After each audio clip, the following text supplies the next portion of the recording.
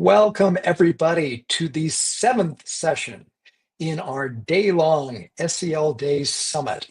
I'm Jim Vetter. I'm Executive Director of the Social Emotional Learning Alliance for the United States, and we are so happy to have you here today. So please go ahead. We have people here from all across the world who've been joining us since early this morning. And we are really glad that you're here with us to celebrate this important observance of SEL Day with this year's theme, Skills for Success, Ready for the Future. We'd love to know where you are in the world. So please go ahead and over in the comments area, please put a comment in and just let us know where in the world are you connecting from right now. We have had folks from Italy, we've had folks from Taiwan, right now we've got somebody from New Jersey, and Daniel is going to bring some of those comments up so we can see those as folks join in. So please just put in the chat and let us know where you're from. As I mentioned, I'm from SEL for US, that we are one of the folks who organized SEL Day in close coordination with the Urban Assembly, as well as 6 Seconds, which is our international partner. And Urban Assembly, Dave Adams will be coming on in just a moment, were the folks who came up with this whole idea of SEL Day. We also are working closely with the Collaborative for Academic Social Emotional Learning, CASEL, and Committee for Children. And we'd like to, if you're wondering about what the rest of the summit is, if you go to selday.org/summit to the summit page, you can see all of these sessions are recorded. Right now, there are already recordings of some of the earlier sessions in the day, and this session will also be recorded. So in just a little bit later today, you'll be able to go and see this full session, share it with other people, as I know you're going to want to do. We'd like to say a thank you to the sponsors who are making SEL Day possible, particularly our supporter sponsors. If you go to the summit page, you'll see their logos at the top there. If you click on their logos, you can get more information about them. You'll see the other sponsors also on the sponsor page. But we'd like to give a particular thank you to our supporter sponsors. That includes Lions Quest, Pure Edge, and Antioch University. And those have been long-standing sponsors of SEL Day. Also, among our promoters, we have the Ruler program at the Yale Center for Emotional Intelligence, Responsive Classroom and Fly 5, both returning sponsors, and the new sponsors, Wayfinder and Attachment Matters. I'd like to give a thank you to, there's a whole committee of folks who have been working for months putting together SEL Day. We'd love to give a thank you to those folks, as well as to the whole production team from 6 Seconds, who is making the streaming possible. Lots of folks from the Urban Assembly, from SEL for US, from CASEL, from Committee for Children, all working together to make SEL Day happen. And even more important, you. The work that you are doing in your own communities to promote SEL is hugely important. And we really love being together with you to celebrate SEL on SEL Day. Tomorrow, you're going to get it by email, a very brief survey. This is just 6 questions long. So please, when you get it, click on the link, take the survey. That your input is really important to promoting the personal and interpersonal skills that young people need, and we know that employers will want. So let's go right into our session right now. A City at Hope, Lessons from the New York City SEL Coalition. And to introduce the session and kick things off, I'd like to turn it over to Itai Denor. Itai. Thank you, Jim. Thank you so much. And thank you to all of the organizers and planners who made today possible. It's great to be with an audience that is global, that deeply is committed to what young people need and deserve, and to the ways in which caring adults can rally around young people in those ways. I'm really excited to be here today just to kick off this session and then to be a part of the question and answer at the end. This is a conversation, this is a session that's showcasing what's happening in New York City around social, emotional, and academic learning, particularly focused around the ways in which relationships can come together across different sectors to really rally around young people. And the story for this really begins in many ways almost more than a decade now, with the infancy of the work of the National Commission for Social, Emotional, and Academic Learning, housed out of the Aspen Institute, that Castle and many others were key partners of. I was in a different foundation role at the time. I now get the opportunity to work at the Carmel Hill Fund, which is a New York City-based foundation focused on the well-being of young people and the literacy outcomes of young people, two outcomes that greatly depend on social emotional learning. But back when I was with Einhorn Collaborative, we had the opportunity to work on this national commission and to support its efforts. And through that, I got to know David Adams. And David became an instrumental part of the educator community and the scientific community, really helping to inform a set of national recommendations for what it would look like to really make sure that all young people had access to high quality social emotional development in the different places where they learned and where they thrived. And one of the things that at the end of the commission process that was an aspiration was, what would it look like for local communities to rally around and embrace and adapt the national recommendations in their own local communities. And not surprisingly, David Adams, who was leading Urban Assembly and continues to do so, took that challenge on and said, here's what New York City could do. Here's how New York City could be one of the national bellwethers of what's possible. Fast forward 2 years ago, I had the opportunity to join the Carmel Hill Fund. Our work focusing here in New York City certainly includes social emotional learning. David and I had the opportunity to reconnect, and he was keeping me up to date on all the great work and efforts that had happened since the end of the National Commission to rally around social emotional learning in New York, including through the challenging COVID time period. And we got to asking the question of what would it really look like in this era to elevate that work even further, building off of the great work that the Carnegie Corporation was supporting David and a set of stakeholders to do.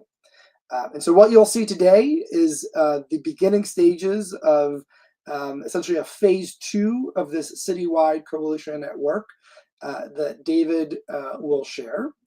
And if we can go into the introduction slide, I want to just briefly welcome both David, and I'll give him a chance to introduce himself. But first, I also want to introduce a key partner in this effort, Jen Curry, who's the CEO of Change Impact, a key partner really helping to drive this collective vision and collective impact. So with that, Jen, why don't you introduce yourself? And then David, we'll turn it over to you to also bring us into this conversation. Great. Thank you, Itai. Thanks so much for having us here today. You said it best, that this work is collective, and it's really great to be here in community with the two of you and everybody who's out there watching. I'm Jen Curry, she, her, CEO of Change Impact. We are a capacity building organization, or capacity enhancing, I prefer to say, even though it's a little bit more of a mouthful, but the capacity is out there just waiting for the time and space and resources to flourish. And we work with government partners, schools, and youth-serving nonprofits to support efforts like this, things that require a little extra help than anybody has time to do in the regular day. And so we do quite a bit of facilitating partnerships, professional learning communities, trainings, retreats, supports to the adults who care about kids. And I'll be glad to share a little bit more later about this project. But for now, Dave, I'm going to turn it back over to you to reintroduce yourself and then get into our session. Well, allow me to reintroduce myself. My name is David Adams. I'm the Chief Executive Officer at the Urban Assembly. And I got to say happy SEL Day to everybody on the call today. I want to give my sincere appreciation to you, Itai, for supporting this work across New York City. Jen, for helping translate this vision into real implementation. Helping us get all these partners coalesced around a vision for what social and emotional learning could look like across New York City. Now, today, our focus is on skills for the future. So our skills for success, so students are ready for the future. And I really want to reorient us to not just students, but all New York City youth. So if we can get started, I think we can talk about what our vision is with this coalition. As Itai talked, we had an initial kind of spurt of energy coming out of the Nation at Hope, right? We had this idea that the recommendations for the Nation at Hope should be put into place in the greatest city in the world. I know we got calls. We have folks on call from across the world, folks from Taiwan, folks from England. We got folks from Boston. But this is our call right now, and we're going to be focused on the work we're doing in New York City. So I'm going to say that we really wanted to make this the best implementation of social and emotional learning in the world. And so we wanted to start at New York City. We had 30 members, 21 institutions. SEL competencies we covered were 2. We had 1 pandemic, as Itai was talking about, 14 SEL programs and approaches, 4 meetings. And our goal was to really translate what had happened in a city at Hope, a Nation at Hope, into a city that can inspire the rest of the country to think about an ecosystem of social and emotional learning that didn't focus on just schools, but focused on all the institutions of our great city. And so we'll go to the next slide and we'll show you a little bit of how we did that. The first thing that we did is that we imagined and reimagined what social and emotional learning outcomes and standards would be like if we didn't just focus on students, but focused on New York City youth. A New York City young person doesn't move from one institution to another and look at their budgets or look at their funding stream or look at their allocations or their appropriations process and say like, yes, this makes sense, no, this doesn't make sense. They move through those institutions and want to know that there's kind of a consistent vision for youth development and social and emotional development. And so the first thing that we did is we tried to get everybody on board with a similar set of social and emotional outcomes that cross-cut institutions. And one of the key language shifts that we moved is instead of saying students demonstrate awareness of their needs and emotions, right? We focused on New York City youth demonstrate their needs and awareness of their needs and emotions, and then thought about what would it take for a New York City youth to achieve this social and emotional learning concept or outcome. Another one that I really appreciate here is New York City youth demonstrate increasing levels of independence and the ability to set and achieve goals. So we talked about self-awareness, self-management. Next slide, please. And then, of course, we move to social awareness and social management. New York City youth demonstrate awareness of other people's roles or emotions and perspectives. One of my favorite, demonstrate consideration for others and a desire to positively contribute. And move over to social management. Things like New York City youth demonstrate the ability to prevent, manage, and resolve interpersonal conflicts in constructive ways. And so when we started to think and rethink about the unit being New York City youth and the inputs being everything from youth and development to our civic organizations, to post-secondary access, to our after-school programs, to our churches, that really helped us think through how we could organize our social and emotional development on a citywide level across these institutions. And so that allowed us to go from City at Hope version 1, which was interrupted by something called a small pandemic, to, next slide, City at Hope version 2. And this focus at City at Hope version 2 was to establish and adopt the next steps to achieve a broad shared vision for social and emotional learning. And the next steps for New York City. Number 2, to build a commitment to integrate the City at Hope framework broadly into schools, youth development programs, and all settings. I'll say this again, all settings where New York City youth and children are supported. And then lastly, develop a practice and policy agenda that allows us to meet those outcomes. And we're going to show you how we started to translate that implementation concept into impact by bringing in some of the partners who were on our team. Next slide. All right, so folks, this is a whole lot of folks, and I'm not going to name them all for a fear of not naming really key partners, but you can see here we had a planning team, and this included organizations that focused on after school, focused on city agencies like youth and community development, focused on New York City public schools, focused on our support in terms of philanthropic space, and our capacity building support, as Jen talked about, in terms of change impact. Now, our actual coalition includes everybody from assessment partners to charter schools, to additional foundations, to success networks that focus on after-school programs. So we really took this planning committee and translated that into constituents who all care about the social and emotional outcomes of young people. And so from there, we came up with a vision with that planning team. I'm going to put that vision on the board. Right now, it says every every young person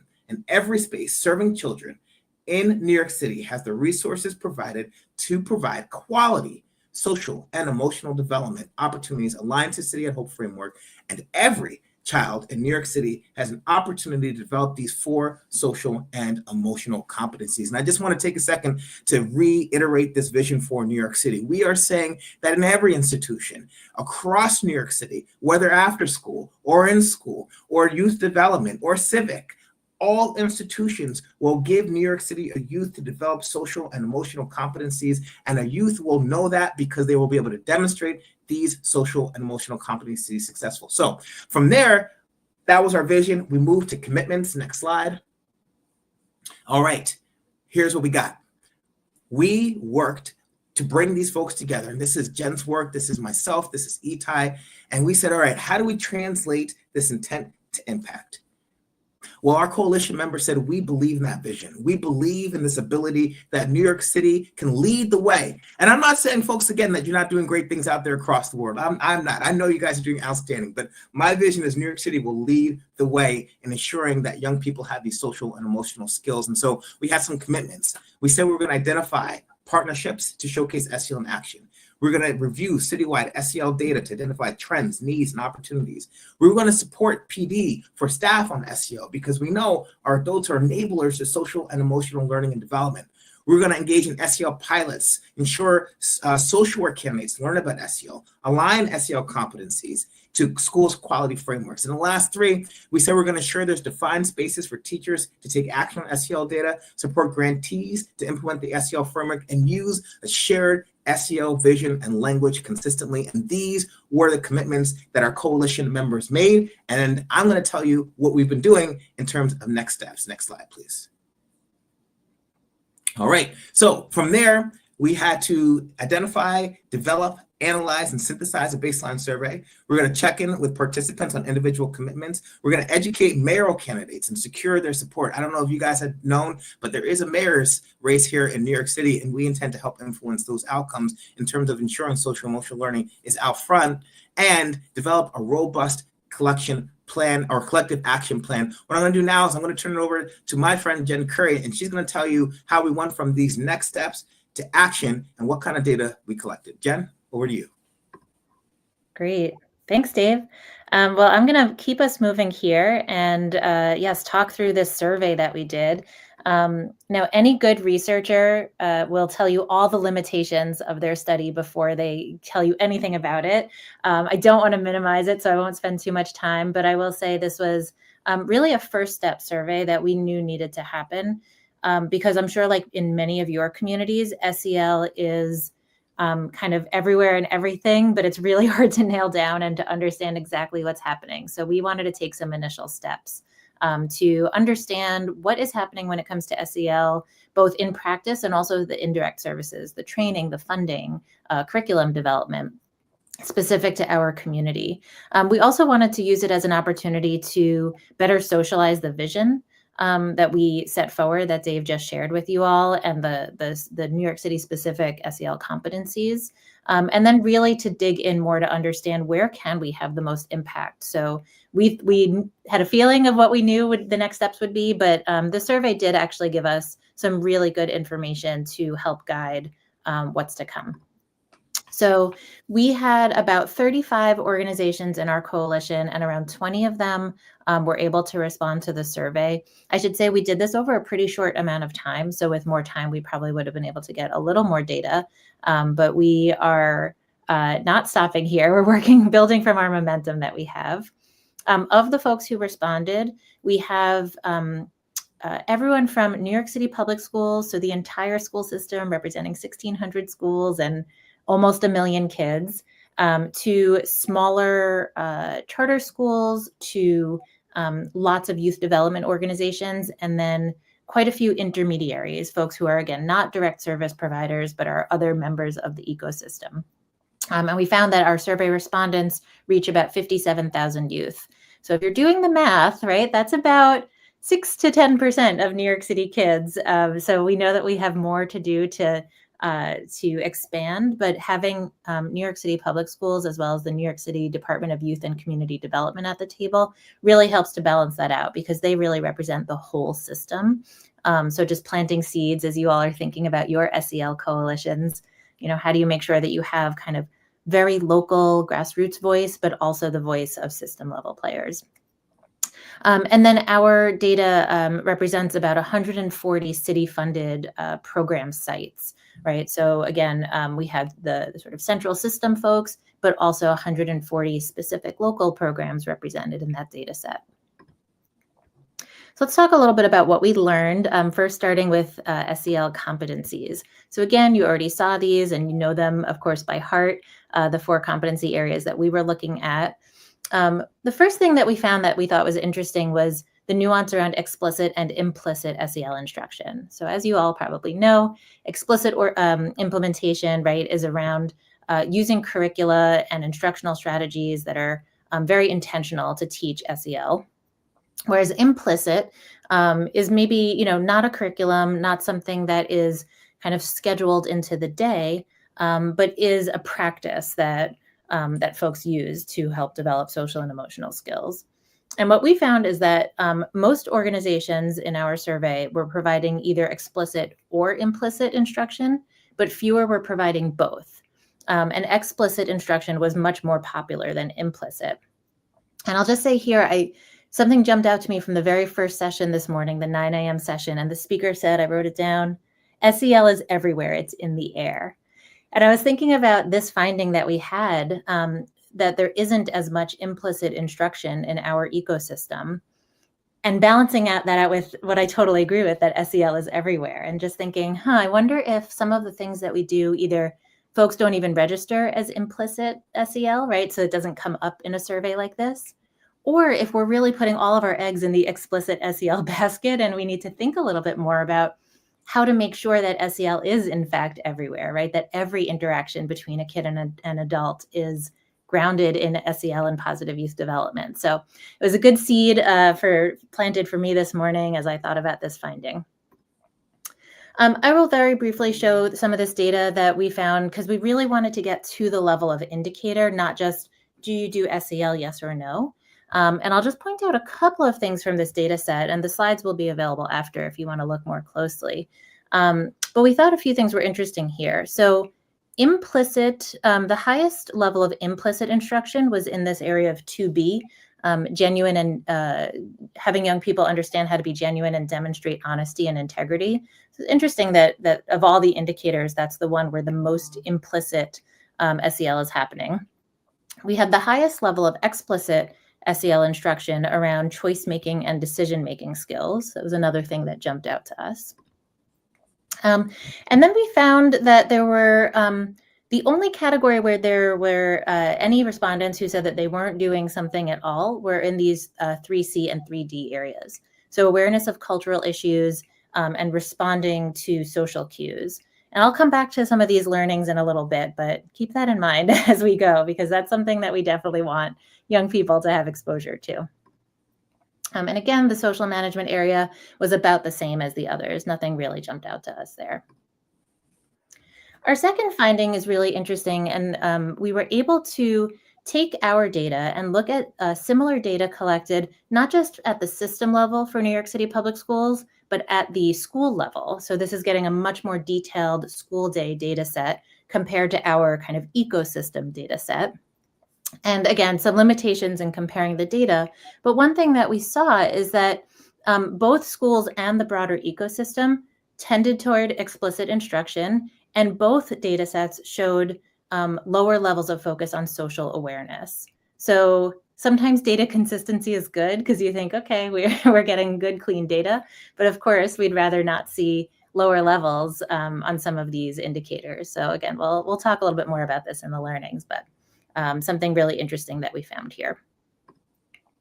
Okay, a few thoughts on direct service implementation. So folks are providing all the things that you'd probably think of too, right? Check-ins, mentoring programs, campaigns, different kinds of assessments and certifications for staff.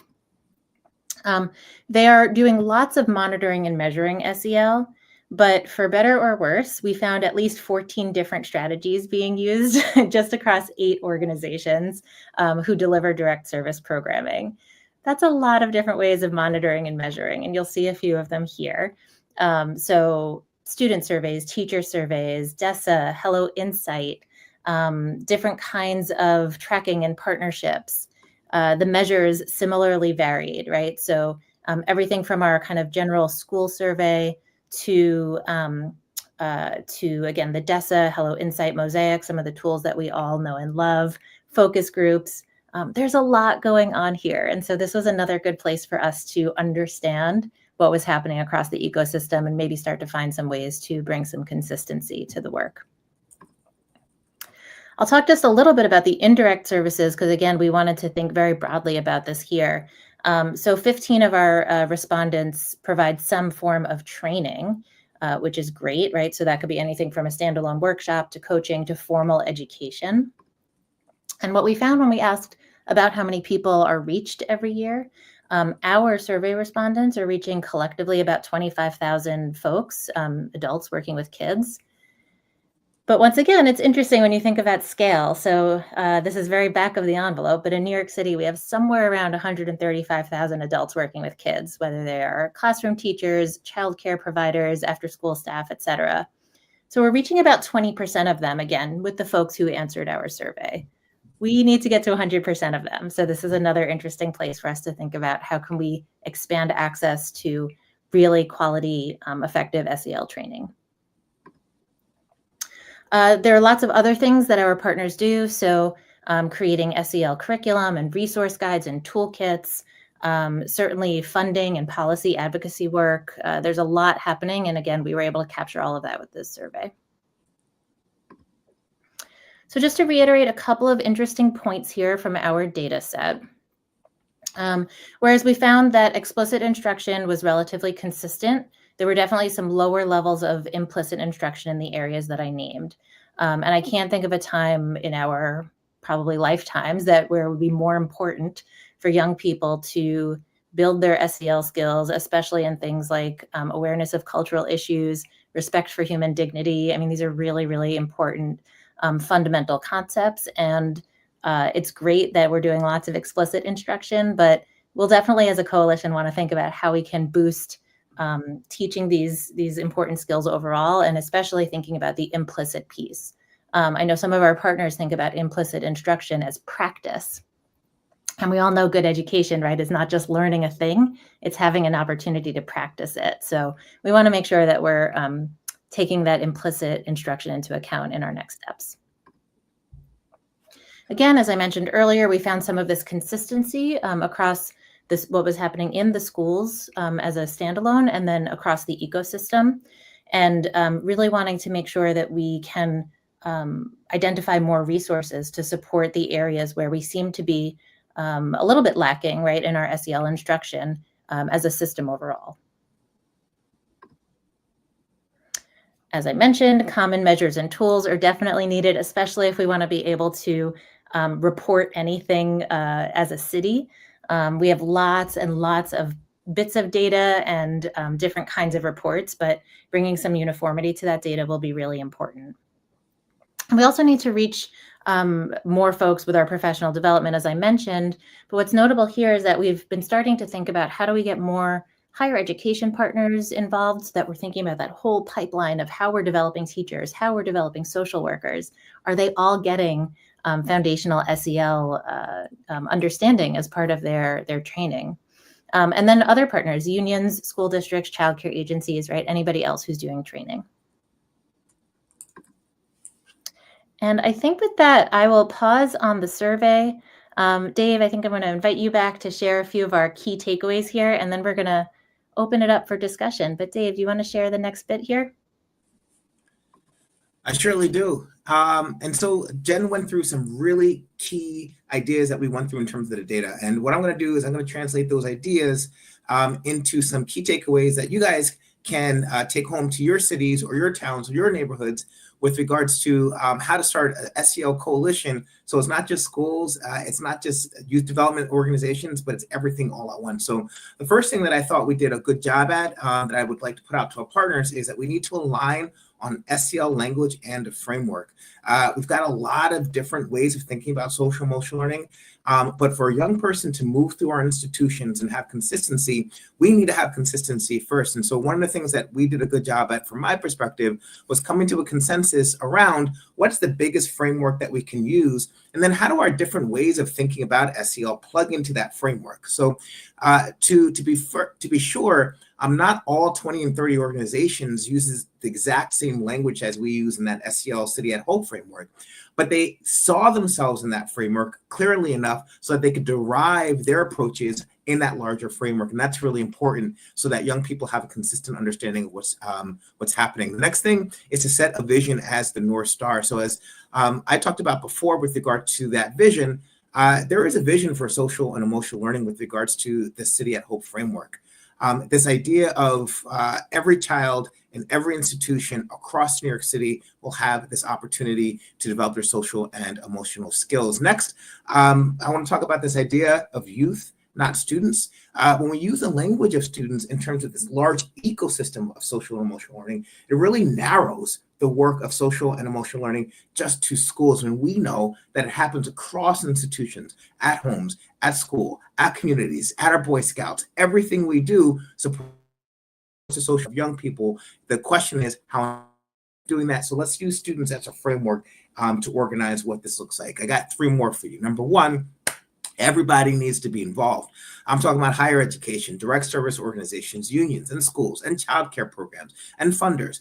Our youth interact with all these institutions. So all these institutions need a seat at the table if we're going to organize around a City at Hope, which is what we're trying to accomplish. 2 more things. Number 5 is to build our understanding of current services and gaps. Jen just did an amazing job showing how this baseline analysis, how this landscape gave us information around what is currently happening. What is our current state? From there, we're going to move into what our end state is in terms of how we want to envision social and emotional learning. And the last is to identify practices adults can and should use to support SEL. Folks, when adults model effective social and emotional practices, students learn, young people learn those practices from adults. So if we want young people to demonstrate social and emotional skills, then we need our adults to model those social and emotional skills for our young people.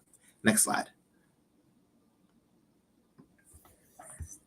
Here comes the next slide, and I think we are going to use our time here. We can probably pull the slides down, and get all of us back up here. And I have a few questions that were submitted for us here, so maybe I'll start us off with some Q&A. And folks who are watching, if you have questions that you want to put into the chat, please feel free. I'll kick us off. And the first question is let me see if I can get the acronym, WIIFM. What's in it for me, right? We had to think about this as we were putting our coalition together. We still have to keep thinking about it because we have to continuously engage folks. So I wanted to invite a conversation among us here about how do we think about what's in it for each member of the coalition? How do we make it fruitful for them to show up, to change their language, to get involved? And we can think about that from across the ecosystem, from where we sit and all of our partners. So I don't know if either of you wants to start, but what's in it for everyone? Itai? Yeah, I'm happy to start. I mean, I think what I really appreciate about the time we spent together a few months ago, reinvigorating the conversation, David, that you've been a part of for a long time with some key partners, is that shared commitment of what's best for young people.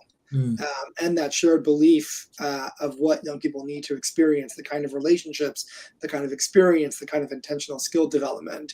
And so I think the motivation is there, right? I think the starting place is really young people at the center, right? And then it's the question of what's in it for me, right? Or for each of the organizations, is how do we each leverage our fairly limited resources at the end of the day, recognizing that other people are going to do other parts of this. And so if the folks in the school day are going to focus in this way, how can I complement it in the out of school time, right? Or what's the role of a summer program, right, that builds off of in those ways. I think there's a real understanding of the importance of coherence not just on this topic, on many other topics. And I think we saw that energy sort of in the room and in the space. The other thing I'll just touch upon briefly is I think we also recognize that there is mobility in the workforce, right? And that folks aren't just working with young people in one place.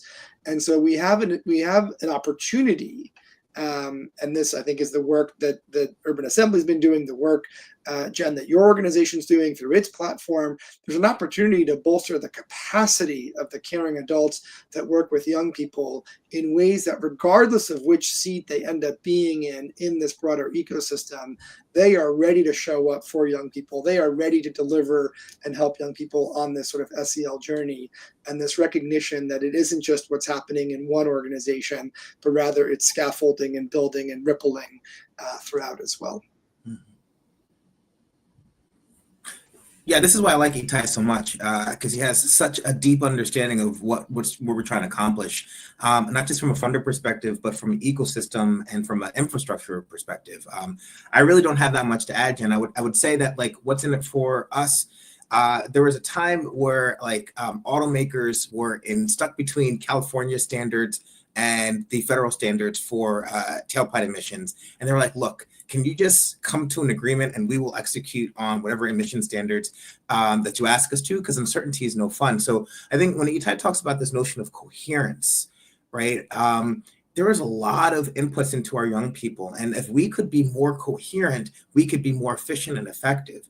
We don't have to compete for resources. We can layer resources on top of each other. And I think from a philanthropic perspective, or even from a public good perspective in terms of public dollars, we can create a space where public dollars are flowing to things that make sense across a range of different infrastructures and different services. And so the vision for this is an output of a New York City youth benefiting from these braided inputs that speak to each other and connect to each other and wake up to each other and say good morning.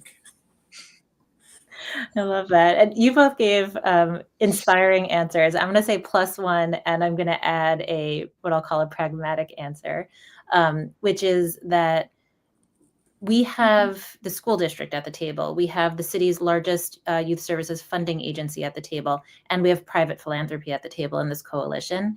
And frankly, that's reason enough for other folks to show up, because the reality is they are responding to requests for proposals from these folks, right? They are regulated or overseen by some of these folks. And again, I don't mean to be cynical at all, because yes to all the inspirational reasons why people should show up. But I do also think that we should name, and for folks out there who are thinking about their own, community level coalitions, there's power of the purse, and that's just a reality. As much as our funder partners, don't want to be sort of held to that or exercise any of that power, that's very real. And if a foundation, has a question in their grant proposal that says, how are you implementing the New York City, SEL framework? That's going to force it a little bit, right? If a public agency is saying, in order to receive one of our contracts, we expect to see social and emotional learning at your site, and here's how we define that. Again, it's gonna, the folks who weren't swept up in the inspiration wave will maybe get swept up in the, we're requiring you to do this wave, and that's okay. That's how system change happens, right? I think you need both. And so it's been really important, I think, for us to have this very broad coalition that we have been able to put together, and to have every partner, right, speaking this language and promoting it in their ways. Some promote it through their training, some promote it through their curriculum, and some are going to be promoting it through their funding streams and regulations. And we need all of it to happen, at the same time, I think, to move it forward.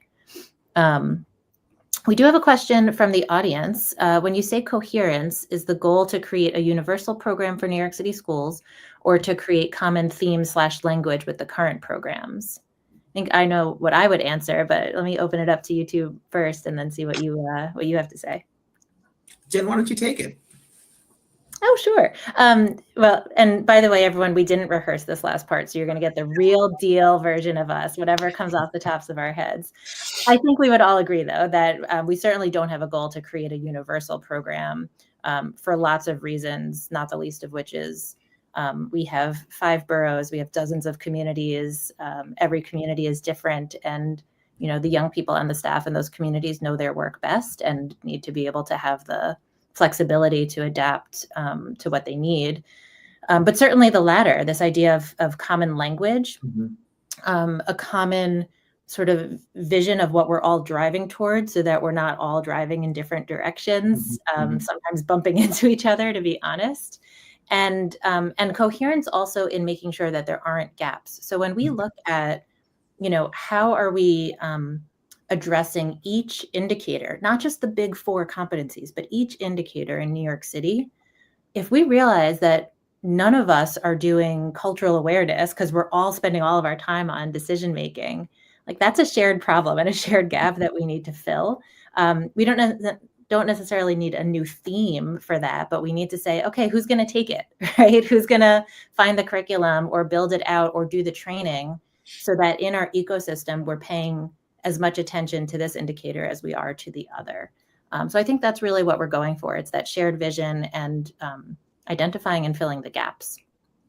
Dave, you could tell me how I did and fill in anything that I missed. I have no gaps to fill, Jen. I completely agree. I think a great planner sets the end state and allows other folks to come up with the solutions with regards to how do we get to that end state. And so I think what we've brought is an end state to the table that says young people should be able to demonstrate these things, and you can figure out how that looks. And you talked about this, Itai talked about this. It could be training adults, it could be after school, it could be sports, when we have sports coalitions. And so our goal is to ensure that young people can do certain things as citizens of our city, and ultimately as citizens of our country. And so we are helping to illuminate what those things are, and then encouraging folks to come up with plans to execute on that. Itai, what do you think? Yeah, the only thing I'll add or build is, and with the hope and opportunity that common language, that common themes also makes other people's best practices more accessible, right? Because if we're talking about the same thing, right, and we're defining it the same way, then when there's an opportunity for you to learn about getting better at something, because the data tells you that perhaps you need to get better at something, or a particular set of young people are having a harder time grasping that skill, let's say, you know who else to go to in the ecosystem to learn their approaches, right? And I think the advantage that we have in a place like New York, with its diversity of providers and researchers and scholars and our size, there's probably a lot of expertise. There is a lot of expertise already in the confines of the 5 boroughs, let alone what we could learn on platforms like this from throughout the world. And the key challenge in my experience in this field is, are we actually talking about the same thing when we say X, right? And so I think that's part of the hope, that's part of the aspiration, is that it is strengthening each other's perspectives. Yeah, absolutely. I'll ask another question here. This is not a softball, so I hope you're both ready for it. But I had the pleasure of sitting in on the 2:00 session today, among others, that was about really sort of the language of SEL and how it gets conflated and used in lots of different ways. If anybody out there missed it, go back and watch the recording. It was an excellent session. And I was just thinking about how one of our goals is to inform government leaders about SEL.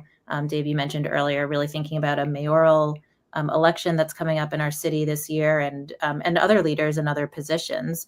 And, this idea that language matters, which was really the thesis of the last session. So curious for you all to talk through a little bit how you're thinking about educating government leaders, possible elected officials, right, candidates. How are we going about getting SEL into the water supply when it comes to government leadership? And how are we doing so in a way that kind of stays out of the fray, right, and keeps it top of mind and as clearly focused on the things that we want to focus on as possible? Well, I'll start this if I could, Jen. So I'm down here in DC, and I just got finished with a congressional briefing where we were working on doing this exact thing, which is using language to convey what it is that we're trying to accomplish with social and emotional learning. The first thing I'll say is I'm not interested in staying out of the fray or above the fray. I want to be in the fray, because the fray is where these tension points get relieved, and that's how we solve problems with regards to what we expect in a public education system. What I will say is, when we talk about social social and emotional learning, we are talking about a process by which young people develop these competencies that we have just laid out, right? We're saying, how might a young person develop the ability to prevent and manage conflict effectively? How might a young person develop the skills to communicate effectively across difference? How might a young person learn to value their role in the greater community? How might they understand their needs and emotions? And what the research has been telling us vis-a-vis is that when we are specific about these indicators, as you talked about, Jen, as these specific outcomes of social and emotional learning, there's very broad support for these skills and these concepts.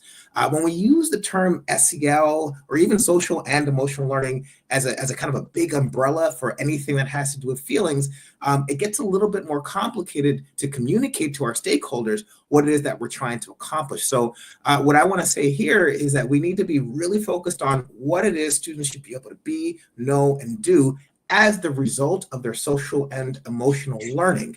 And so when we get to that competency level, we are really saying that young people should be able to do things, know things, and do things because they had experiences across schools, home, communities, churches, civic organizations, et cetera, that were aligned to these outcomes. So I didn't have a chance to be on the 2 o'clock presentation, but I'm sure I would have agreed with them because when we are specific, people listen. When we are broad, people fill in the blanks with the things that they think we're talking about. If I could add a question, David, and this is one of the reasons why I appreciate our partnership and the decades-long worth of conversations like this. I think part of it, I'm curious if you'll agree with this, I think part of this is also reminding people the why, right? So it's not just that people agree that we want young people to have these skills or these abilities, but it's connecting the dots to what I think the vast majority of parents and caring adults and certainly educators want for their kids, which is for them to be able to thrive in a knowledge-based economy, in a diverse democracy, for them to, I mean, the way we show up in this space and the foundation I now work for is it's really about giving young people the ability to navigate mental health and really sort of promote their well-being, right? And so these aren't just things for these, like there's a broader purpose, right? That I wonder if sometimes we have to help people connect the dots on. I mean, I couldn't have said it better, Itai. I think when we say to adults, and I've been in Arkansas, I've been in Virginia, I've been in Iowa, California. How are we helping young people make good choices in their lives? How are we helping them manage their emotions in a way that are constructive? Does anybody here in this room want to ensure or does not want to ensure that their young people have a sense of personal responsibility for their actions and who they are? I've rarely said, that's for somebody else's kid. Personal responsibility, no, thank you, right? Because we know that this is what it means to be in a thriving, supportive community. So it's not just even intrapersonal, Itai. It's like who we want to be in community with each other.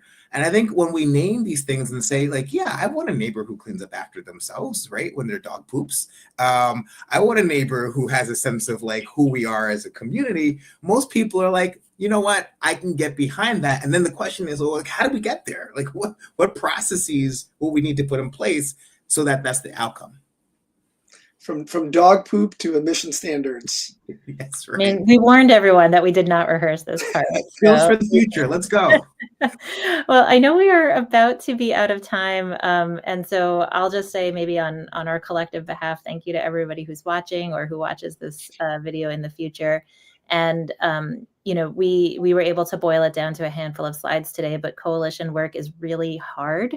It's also really rewarding. And there's an irony that's not lost on me that it requires a lot of SEL skills on the adults' parts to work together, to put ego aside, to make compromises, to find ways to get to the end goal that we all know that we need to get to for kids. And so we're having fun and working hard here in New York City, and we wish lots of luck to everybody else out there who's doing the similar work in your communities, and we'd be happy to help share anything that we've learned as we go. So we hope folks will reach out, and thank you all again for coming. Happy SEL Day. Woohoo. And thank you so much to Itai, to Jen, to Dave for that really fantastic session with sharing your research, the frameworks, and the lessons learned. Lots of very valuable insights that can take this approach from New York City into other cities, other states, and other countries all around the world. Thank you so much for that session. The sessions are not over. We have 2 more SEL Day Summit sessions coming up. Right at the top of the hour, we'll have a session on advancing SEL in higher education-based teacher preparation programs. And then the following hour, we close out. Very interesting session, business leaders tell peers why supporting SEL is essential to their business. If you want the slides from this session, go to the SEL Day website, selday.org, go to the summit page, /summit, and you'll see there the slides from this session are already posted. You can also see there are the recordings of all the previous sessions this morning. And this session recording will be up just a little bit later today. So please do feel free to go ahead. And then tomorrow, when you get the email asking you to take 2 minutes to give feedback, please do take the SEL Day survey. That would make a huge difference for us. If you would do that survey, we'd really appreciate it. And that's the end of this session. We'll see you at the next session.